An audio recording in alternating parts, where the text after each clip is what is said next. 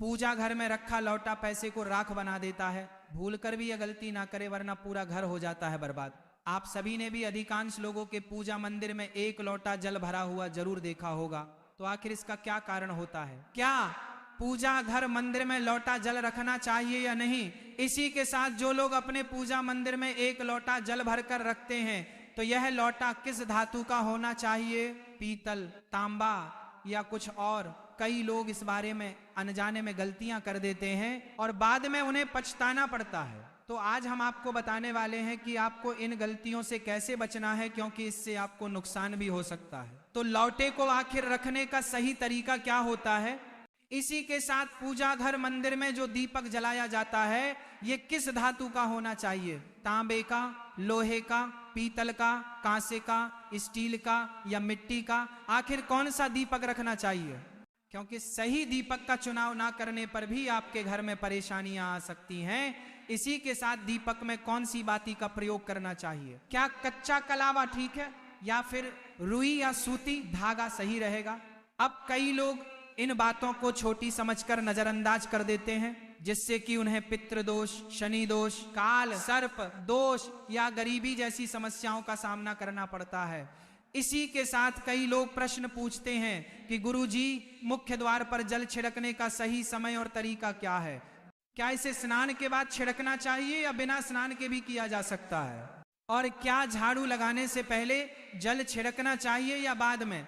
एक और सवाल है जो अक्सर पूछा जाता है, वह है कि क्या राजस वाला धर्म यानी कि पीरियड्स के दौरान मुख्य द्वार पर जल छिड़क सकते हैं या दीपदान कर सकते हैं? और जब मुख्य द्वार पर जल चढ़ाएं तो इसे अंदर की तरफ से चढ़ाएं या बाहर की तरफ से? फ्लैट या किराए के घर में रहने वाले लोग भी पूछते हैं कि गुरुजी, मुख्य द्वार पर दीपदान और जल छिड़कने का सही तरीका क्या है? तो आज की कथा इन्हीं सवालों पर है। तो सबसे पहले जान लेते हैं कि पूजा घर मंदिर में जलने वाला दीपक किस पदार्थ का होना चाहिए? लोहे का, तांबे का, पीतल का, कांसे का, स्टील का या मिट्टी का?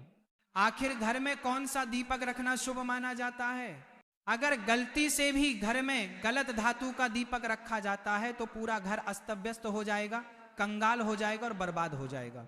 देखिए, स्टील के दीपक में पूजा करने से घर में शनि को नाराज किया जाता है और लोहे के दीपक से भी पूजा नहीं करनी चाहिए, क्योंकि इससे घर में गरीबी आ जाती है। बाजार में लुभाने के लिए कांच के दीपक भी आ गए हैं, लेकिन बिल्कुल भी गलती से भी घर में कांच का दीपक ना लाएं, नहीं तो राहु केतु आपके घर में आ सकते हैं और घर बर्बाद हो सकता है। कांच का दीपक शनि और राहु को नाराज करता है और तांबे का, पीतल का और मिट्टी का दीपक धन की देवी लक्ष्मी को आकर्ष करता है।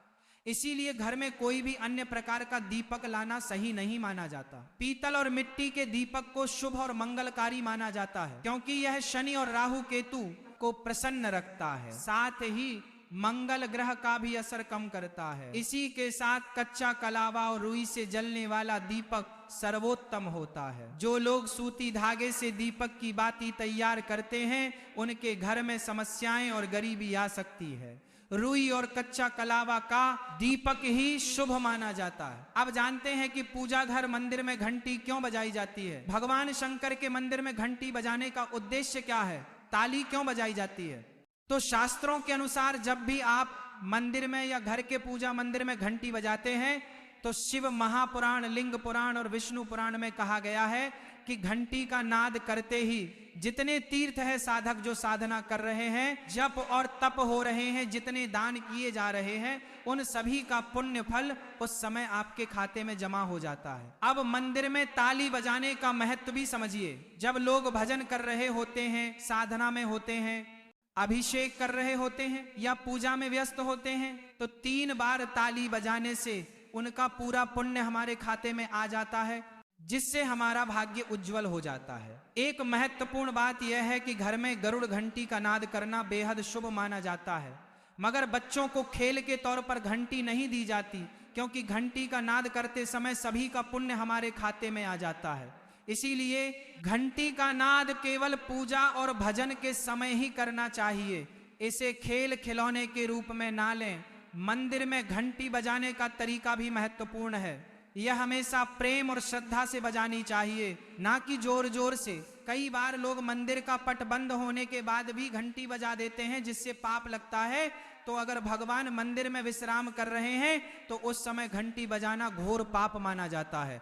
मंदिर बंद होने पर घंटी को रस्सी से बांध दिया जाता है ताकि वह ना बजे। घंटी बजाने का सबसे शुभ समय सुबह 4 बजे से लेकर 11 बजे तक होता है, क्योंकि यह समय अत्यंत मंगलकारी होता है। इसके अलावा शाम 6 बजे से रात 11 बजे से पहले भी घंटी बजाई जा सकती है। रात 12 बजे के बाद मंदिर के पट बंद कर दिए जाते हैं और देवी देवता विश्राम करते हैं। इस समय घंटी बजाना पुण्य के बजाय पाप का कारण बन सकता है। अब कई लोगों का प्रश्न रहता है कि गुरुजी, मंदिर में जल क्यों रखा जाता है? तो इस जल को अमृत माना जाता है और यह देवी देवताओं के लिए विशेष महत्व रखता है, क्योंकि मंदिर में 1 लोटा जल रखना उतना ही आवश्यक है जितना कि आप रोजाना भोजन करते हैं। जब हम भगवान की पूजा करते हैं तो तांबे या पीतल के पात्र में 1 लोटा जल जरूर रखना चाहिए। यह जल एक सागर की तरह होता है और हमारे जीवन के दुखों को समाप्त करने में मदद करता है। यदि कोई व्यक्ति भगवान को रोजाना भोजन नहीं करा सकता तो वह मंदिर में 1 लोटा जल रख सकता है, जिससे उसकी पूजा पूरी होती है, ताकि भगवान इसे ग्रहण करें और यह जल रूपी प्रसाद अगले दिन सुबह आप प्रसाद समझकर ग्रहण करें। लेकिन याद रखें, मंदिर में रखा जल कभी भी तुलसी में अर्पित नहीं करना चाहिए, क्योंकि यह जल सभी देवी देवता ग्रहण करते हैं। अगर आपके घर में लड्डू गोपाल या राधा कृष्ण है और आप 1 लोटा जल उनके लिए अर्पित करते हैं तो आप अगले दिन यानी सुबह के समय वह जल तुलसी में चढ़ा सकते हैं। मंदिर में रखा जल अगले दिन यानी सुबह अपनी आंखों को धोने के लिए प्रयोग करें। इससे आंखों की रोशनी बढ़ती है और आंखों की बीमारियां दूर होती हैं। इसी के साथ जो लोग मंदिर में 1 लोटा जल भरकर नहीं रखते, उनके घर में अकाल पड़ जाता है, घर की स्थिति खराब हो जाती है, परिवार में मुसीबतें आ जाती हैं और गरीबी का सामना करना पड़ता है। आप चाहे तो 1 लोटा जल में फूल आदि डालकर रख सकते हैं, जो बहुत शुभ माना जाता है। मंदिर में रखा जल का एक और उपयोग यह है कि इसे घर की रसोई में खाना बनाने में या पीने में भी प्रयोग कर सकते हैं। लेकिन यह जल तभी इस्तेमाल करें जब आपके घर में सात्विक भोजन बनता हो। अगर लहसुन या प्याज का इस्तेमाल होता है तो इस जल का प्रयोग खाना बनाने में ना करें।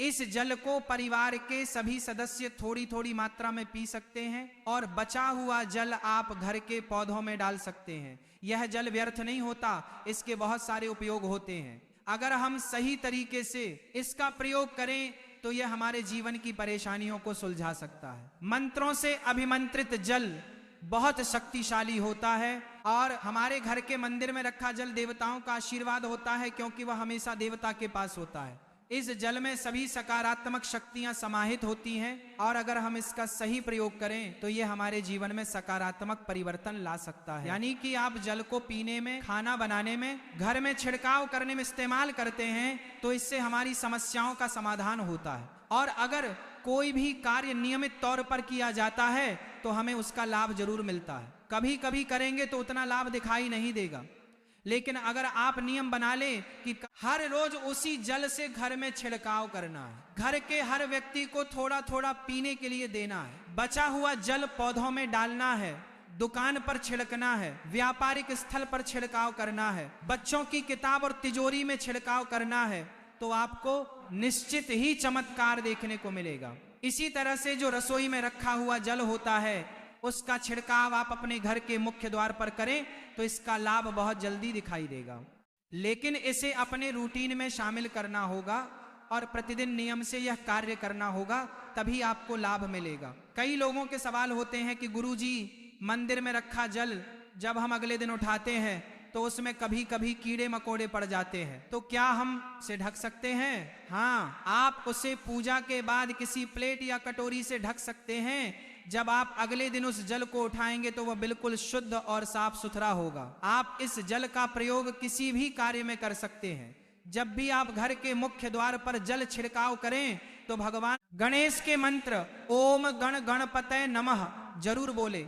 अब इसके अलावा कुछ लोग पूछते हैं कि मंदिर में जल रखना जरूरी है या नहीं, और रखा हुआ जल क्या करना चाहिए। तो शास्त्रों के अनुसार घर के मंदिर में 1 लोटा जल रखना बहुत जरूरी है। जल ऊर्जा को संचित करता है। जब आप पूजा करते हैं, मंत्र जपते हैं या भगवान से प्रार्थना करते हैं, तो इन सभी की ऊर्जा उस जल में समाहित हो जाती है। यही कारण है कि मंदिर में जल रखना आवश्यक है। इसीलिए सुबह की पूजा के दौरान 1 लोटा जल मंदिर में अवश्य रखें और दीपक जलाएं।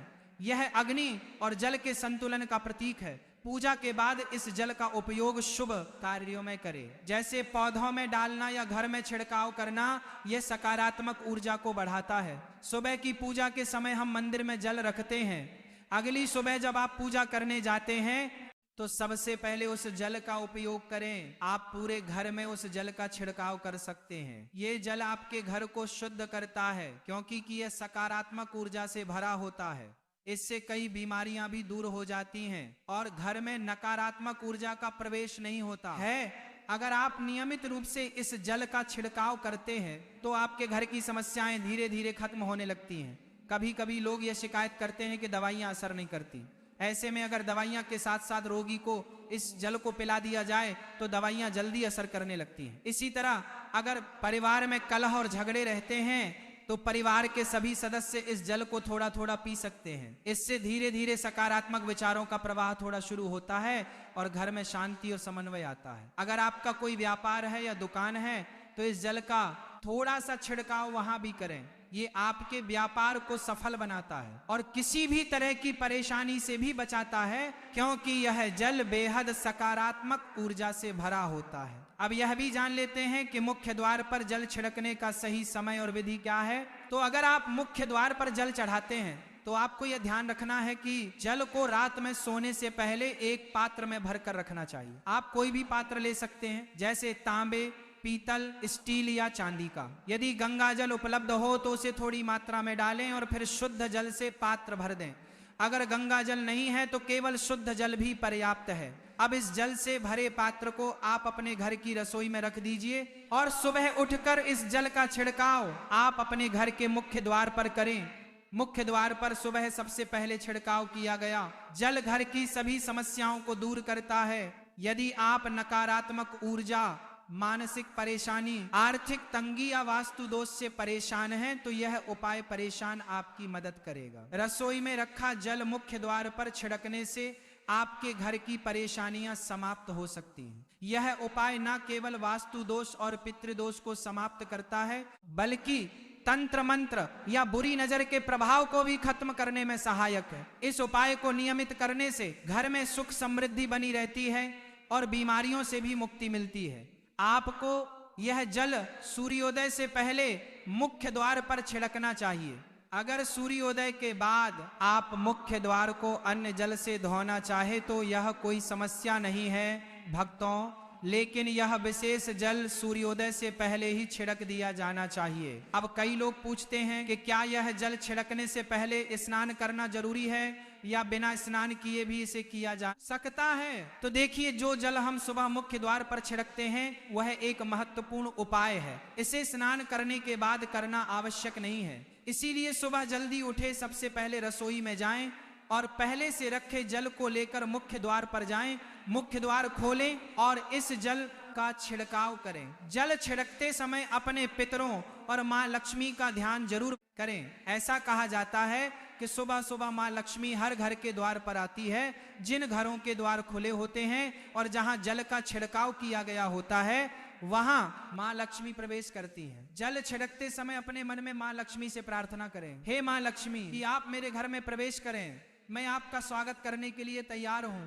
उसके बाद पितरों का ध्यान करें, क्योंकि आज घर की दहलीज को पितरों का वास स्थान माना जाता है। जब आप दहलीज पर जल छिड़कते हैं तो पितर भी प्रसन्न होते हैं और उनका आशीर्वाद आपको मिलता है। तो आपको स्नान करने की आवश्यकता नहीं है, आप बिना स्नान किए भी यह कार्य कर सकते हैं। आपके अगले प्रश्न की बात करें कि क्या जल का छिड़काव झाड़ू लगाने के बाद करना चाहिए या पहले इसका उत्तर यह है कि सुबह उठने के बाद सबसे पहला कार्य जल का छिड़काव करना चाहिए।